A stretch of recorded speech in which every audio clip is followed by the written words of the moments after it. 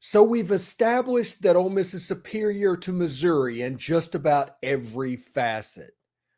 But we all know this is in the committee's hands. So what happens with what they do? We discuss what Ole Miss needs to have happen for the 2024 playoff because this bowl game is really going to be the first game of the 2024 season. And we'll discuss the bowls that might be in question anyway. This is the Locked On Ole Miss podcast. You are Locked On Ole Miss, your daily podcast on the Ole Miss Rebels, part of the Locked On Podcast Network, your team every day.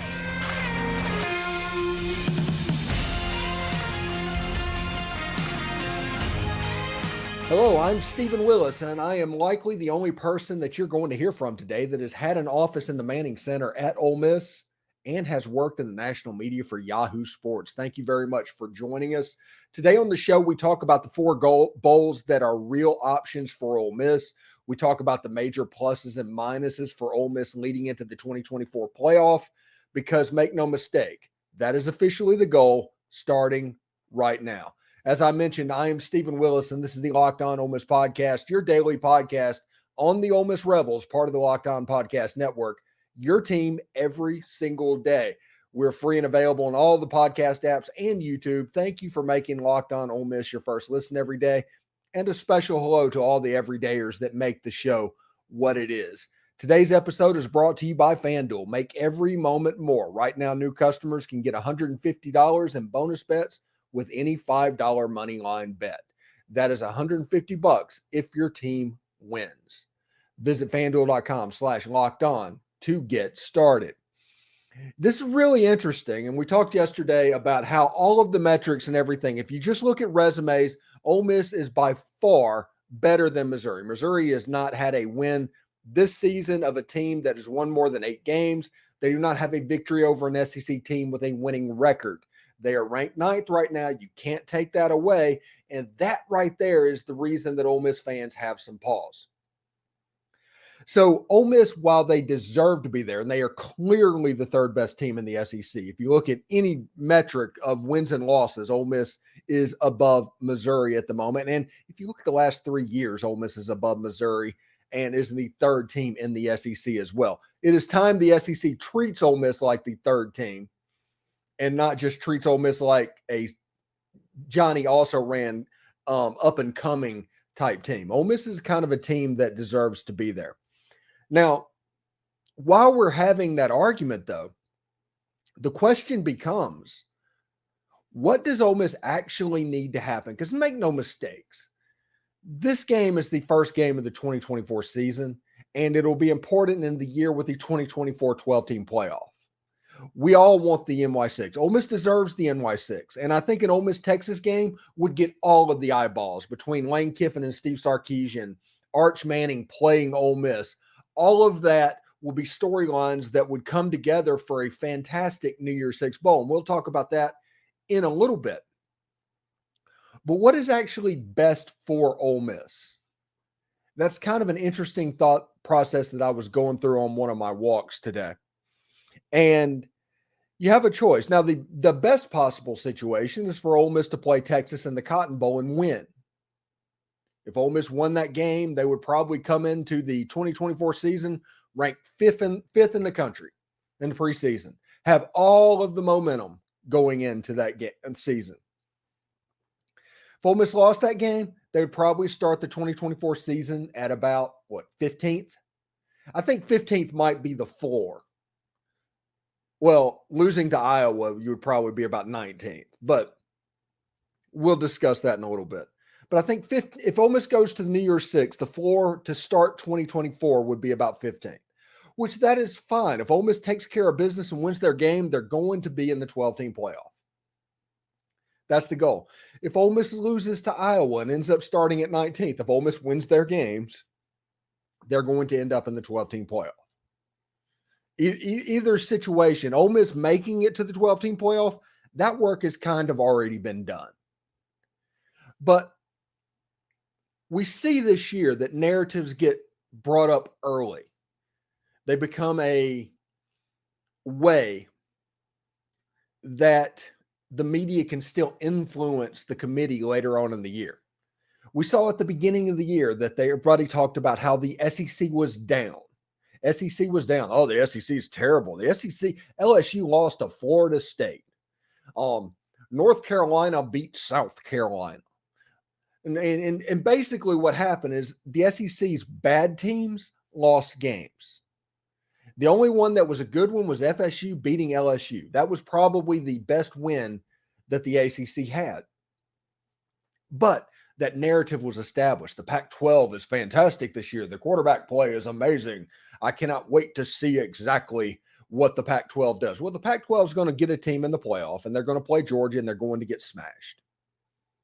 That's the way it is. But through that, they also took the opportunity to pile on the SEC because deep down, everybody else, especially the people at Fox that have a lot of interest in the SEC not being the dominant conference in college football, they established the narrative early on that the SEC was down. And you know what? They were smart to do that because LSU and Tennessee was not what we thought they would be. So we thought in September, everybody nationally thought that the two teams that were really going was Alabama, who did not look good in September, and Georgia. But that narrative got established. And then by the time you realized that the 3 and 4 teams in the SEC was Ole Miss and Missouri, the SEC narrative of it being down has already happened. So the reason I bring that up is in this bowl game, the SEC is not going to get 4 teams in. The SEC deserves to get 4 teams in, but they're not going to get 4 teams in because of that narrative. So it becomes, Ole Miss, what is the best situation for you to move into the 24 12-team playoff right now? And the answer to that might be an 11-2 season, a win. So you want a bowl game that you're likely going to win. If Ole Miss played Texas, Ole Miss would probably be a 4 to 7 point underdog in that game. The game is going to likely be in Dallas, Texas, in the Cotton Bowl. Texas Longhorn fans are going to come out everywhere, and you might have a situation similar to what Ole Miss saw in 2014 when TCU felt like they got jobbed out of the playoffs, because make no mistake, Texas deserves to be in the playoffs. They're one of the best 4 teams. So while everybody would want to see that matchup, everybody would, that might not be the best interest for the 12-team playoff and everything down the road. Ole Miss playing Penn State in the Peach Bowl, or Ole Miss playing, I don't know, SMU, potentially in the Fiesta Bowl. That would be an interesting type matchup. Ole Miss should win one of those games, and one of those games would be interesting. Ole Miss should beat Penn State. Ole Miss should beat Iowa, but it would be interesting. The only game in the New Year's Six that I think would be a potential matchup where Ole Miss would be the underdog, they might, I don't know, if they went out to the Fiesta Bowl and played Washington, they might be a little bit of an underdog. If they got Oregon for some reason, they would be an underdog probably. But those are probably the 3 teams that Ole Miss can match up with to where they would be an underdog. I think Ole Miss would be a 4 to 7 point favorite over Missouri if they played. I think Ole Miss would be a 4 to 7 point favorite over Penn State. They'd be a favorite over Oklahoma, who does not have their offensive coordinator. I mean, it's an interesting situation, an interesting thought process. But is it more important that Ole Miss wins and gets to that 11th game for momentum for 24? That is the interesting thing, and I think it is. So I do want Ole Miss in the NY6, and I said this yesterday. I think Ole Miss deserves to be in the NY6. They are one of the best 12 teams in the country. Their only losses are a combined 23-1. After this weekend, it'll be 24-2. Because both of them in the SEC championship game, they have a chance to have a win over a 12 win. The only team that defeated Tulane, a conference champion, which would help their resume. Texas A&M would likely have beaten Missouri. They just would have. I just don't see how Missouri would have matched up against that defense. There's just a situation where you look down and it's like, well, the top 4 games on the schedule, Missouri can only match one of them, and that's the Georgia game, and they both lost that game. But after that, it's all Ole Miss. Missouri's best win is Tennessee, and Tennessee is trash. Everybody knows Tennessee is bad. Period. They just weren't what they were last year. Hendon Hooker was really good. They were not good. This is a team that Florida just completely worked early in the season. It just is what it is, kind of. So Tennessee went 8-4. I think Kansas State went 8-4. That's the best that Missouri has to offer. I'm going to keep going back to that just because it's crazy. But we will talk about a little bit more about what is best for Ole Miss when we come back. But thanks again for making the Locked On Ole Miss podcast your first listen of the day. We're just getting started. We take a look at each of the places that Ole Miss could go. And we'll talk about what it means and why Ole Miss is superior to Missouri in just about every way. Today's show is brought to you by FanDuel. As the weather gets colder, the NFL offers to stay hot on FanDuel. Right now, new customers can get $150 in bonus bets with any winning $5 moneyline bet. That's $150 if your team wins. If you've been thinking about joining FanDuel, there's no better time to get in on the action. The app is easy to use. There's a wide range of betting options, including spreads, player props, over-unders, and more. So visit FanDuel.com and kick off the NFL season. FanDuel, an official sponsor of the NFL. Today's show is also brought to you by LinkedIn Jobs. You know, when you are hiring for your small business, you want to have as many top-tier candidates as possible to interview. That's why you have to check out LinkedIn Jobs. LinkedIn Jobs has the tools to help you find the right professionals for your team faster and for free. If you hire the right person, it's the same as hiring the right football coach.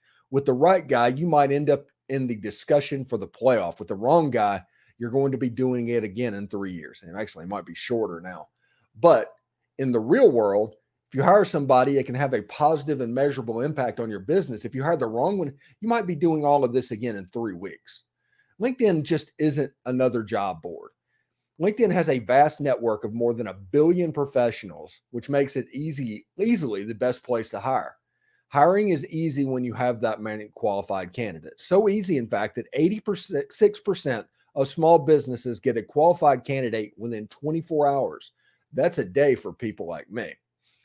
LinkedIn knows that small businesses are wearing so many hats and they might not have the time or resources to hire. So you need to get it right the first time. Thankfully, with LinkedIn, the process is intuitive, quick, and easy. They even just launched a feature that helps you write job descriptions and make the process even easier and quicker. So post your job for free at linkedin.com/lockedoncollege. That's linkedin.com/lockedoncollege, LOCKEDONCOLLEGE, to post your job for free. Terms and conditions apply. Locked On has launched the first ever national sports 24/7 streaming channel on YouTube. Locked On Sports Today is here for you 24/7, covering the top stories of the day with local experts of Locked On, with our national shows also covering every league. Go to Locked On Sports Today on YouTube and subscribe to the first ever national sports 24/7 streaming channel. So in the first segment, we kind of talked a little bit about what is going to be important for Ole Miss going into the 2024 playoff. And that is the goal. At the moment the Egg Bowl ended, the goal became the 2024 playoff, and specifically hosting a 2024 playoff game. I don't know if Ole Miss is going to be good enough to get in the top 4 and get the bye and win the SEC and stuff. So odds are they're going to be playing in that first round game if they go. So the goal will be to host it. Can you imagine how big of a football game it would be? Let's say Ole Miss is hosting Oregon.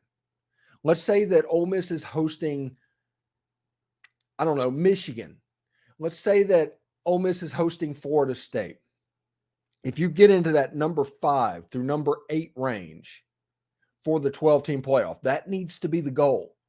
Getting into the dance, getting into the tournament, yes, that's absolutely important. And the way they're going to set it up for rules and the way you get into it is going to be important as well. But can you imagine how big of a football game that would be?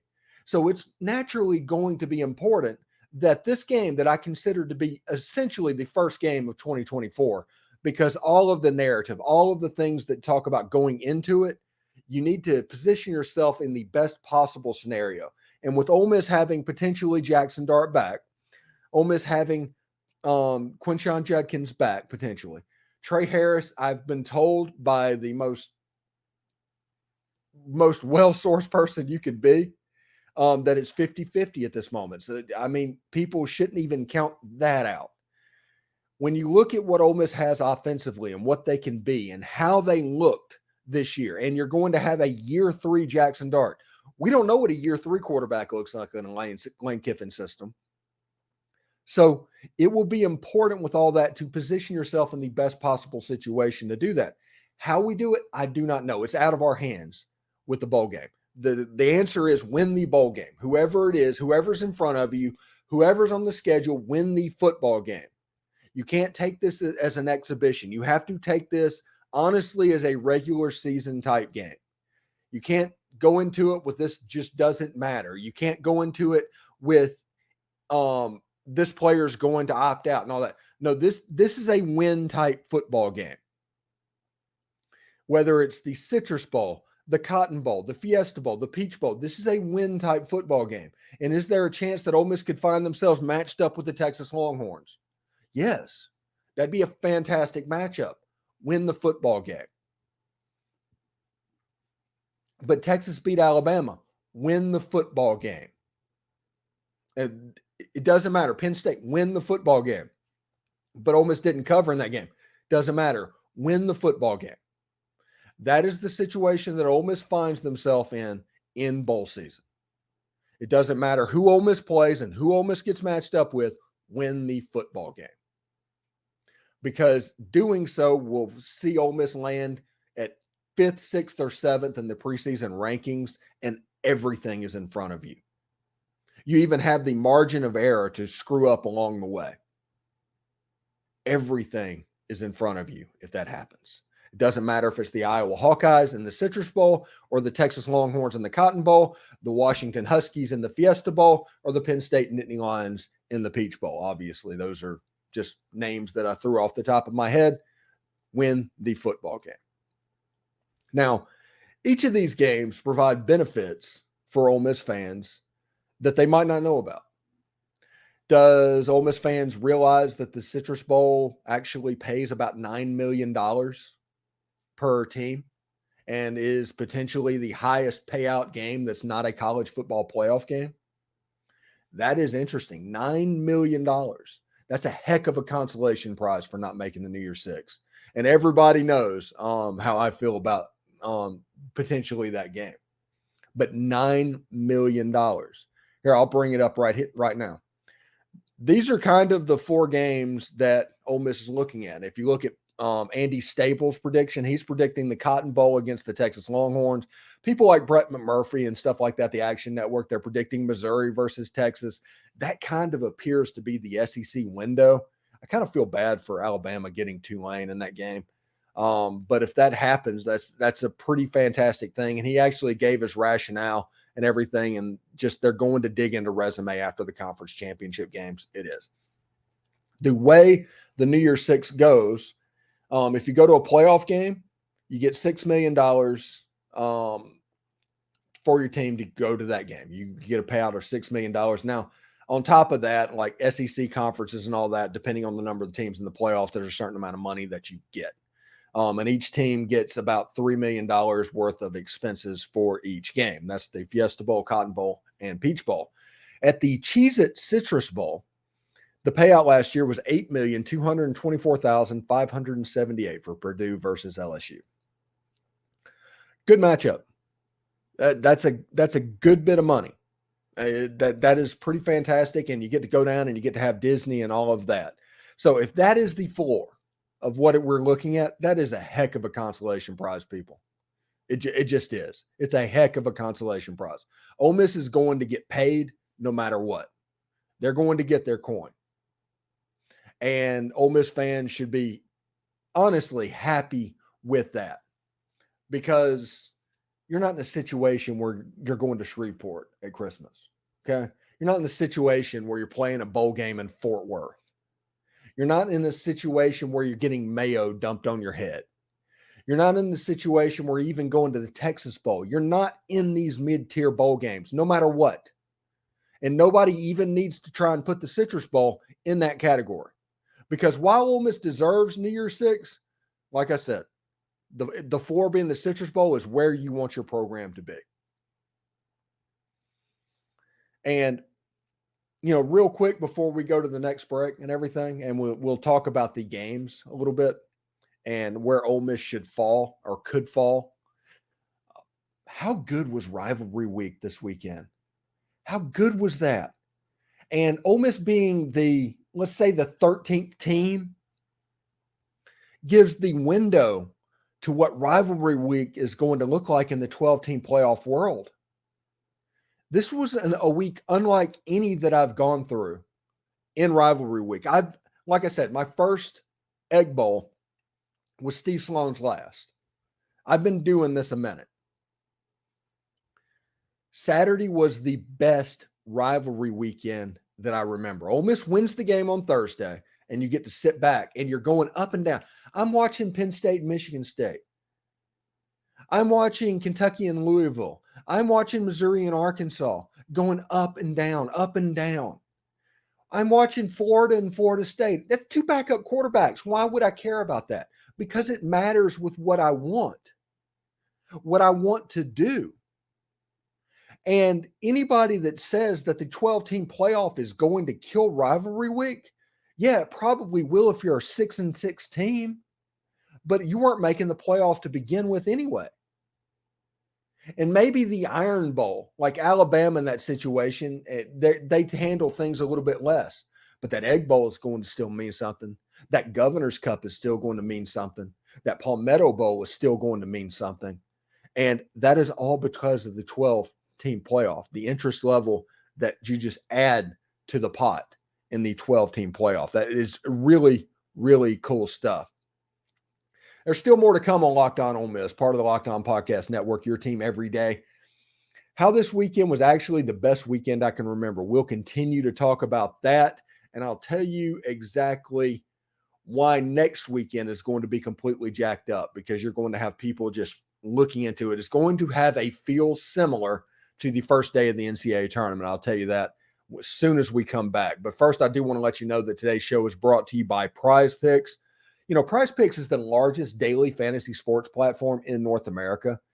They're the easiest and most exciting way to play DFS, and it's just you against the numbers.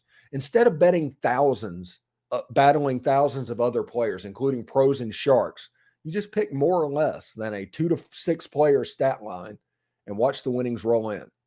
With basketball season here now, you can pick a combo projection across football and basketball from the Specials League, a league created specifically for combo projections that include 2 or more players from different sports or league. For example, LeBron James and Travis Kelce at a 10.5 combo of 3-point field goals made and receptions. How cool is that? PrizePicks even offers a reboot policy that your entries stay in play even if one of your players gets injured. For football and basketball games, if you have a player that exits the game in the first half and does not return in the second, that player is rebooted. PrizePicks is the only daily fantasy sports platform with an injury insurance policy. Go to prizepicks.com/lockedoncollege and use code LOCKEDONCollege for a first deposit match up to $100. Go to prizepicks.com/lockedoncollege and use code LOCKEDONCollege, LOCKEDONCOLLEGE, for a first deposit match up to $100. Daily fantasy sports made easy. Thanks for making the Locked On Ole Miss podcast your first listen of the day, and shout out to the everydayers. Locked On has launched the first ever national sports 24/7 streaming channel on YouTube. Locked On Sports Today is here for you 24/7, covering the top sports stories of the day with local experts of Locked On, plus our national shows covering every league. For your second listen, go to Locked On Sports Today on YouTube and subscribe to the first ever national sports 24/7 streaming channel. Be part of history. All right, so we talked about how great Rivalry Week was right before the great break. And it was fantastic. I had a quad box going on. I'm looking at all these games. I'm finding the quad box that has like the most combinations of what I want to see. And what I saw was this had a very first day in the NCAA tournament feel. It did. There was so much stuff that you were interested in. Instead of flipping around, you were able to do the quad box. If you're my age, remember what New Year's Day was like in like 1987. That is what you were on the football field. All these games that were going on, you wanted to see how they went. And this was due to the 12-team playoff, potentially. And the fact that Ole Miss was considered the 13th team in the Access Bowl thing, and Ole Miss wanting to go to the NY6 Bowl, that caused this interest to happen. Next year with the 12-team playoff, you're going to see much more teams that are in this situation. It's not going to just be Ole Miss. It's going to be Ole Miss, Penn State, Mizzou. You're going to have Oklahoma. You're going to have teams directly below them fighting for recognition, hoping that they are the last team into the tournament and hoping that your team does well enough that they are not knocked out. They're not losing their spot. Right now, you have a situation where Mizzou hasn't played anybody. Their resume is absolute trash, absolutely terrible. They're genuinely concerned that they're going to fall out of this, and they're hoping that basically the committee says, well, they were already in there. Let's just leave them in there instead of actually getting them in on their merits. They can't point to a single win on their schedule. Their biggest win is a loss. All of that is going through their head, and they're going to be watching these quad boxes of everything that's going on around the country. The 12-team playoff is going to revolutionize rivalry week. Now, we can determine basically if conference championship games are just wasted effort, wasted money. But rivalry week, the influence and the emphasis that is going to go into that game, the last chance for most everybody to make an impact on the committee, because if you're in the championship game, odds are that you're safely into this tournament. Rivalry week is going to be it. It's going to be basically the bee's knees. It's going to be fantastic. Everybody watched that Egg Bowl and was in bated breath looking at what was going to go on. And then they moved on to games that mattered that would affect them.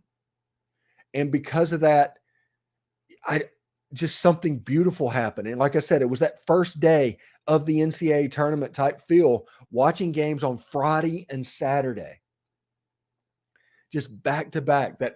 That round of 64 in the NCAA tournament is just kind of where it is. And people are going to say the regular season is going to be diminished by this playoff. Horse hockey.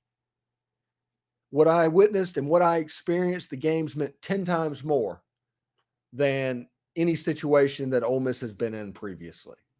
And Ole Miss has gone to Access Bowls 3 times. They've been to 2 Sugar Bowls in the last 10 years. This is a chance for Ole Miss to go to their 4th NY6 in 10 years. That is a big deal and is nothing to shake your finger at. But I'm pretty fired up about where the direction of the Ole Miss program is going. And this game is so much, the 2024 playoff is going to play so much into what this game does. Anyway, thanks for making the Locked On Ole Miss podcast your first listen. Every dayers Pratt Rogers and Bill Flowers will be talking about Ole Miss and their bowl situation this week. And tonight we will react live to the latest college football playoff rankings. For your second listen to Lock On Ole Miss podcast. They've launched their first ever national sports 24/7 streaming channel on YouTube. Locked On Sports Today is here for you 24/7, covering the top sports stories of the day with local experts of Locked On, plus national shows covering every league. For your second listen, go to Locked On Sports Today on YouTube and subscribe to the first ever national sports 24/7 stream channel. For those on YouTube, we will send you there right now. Hotty toddy.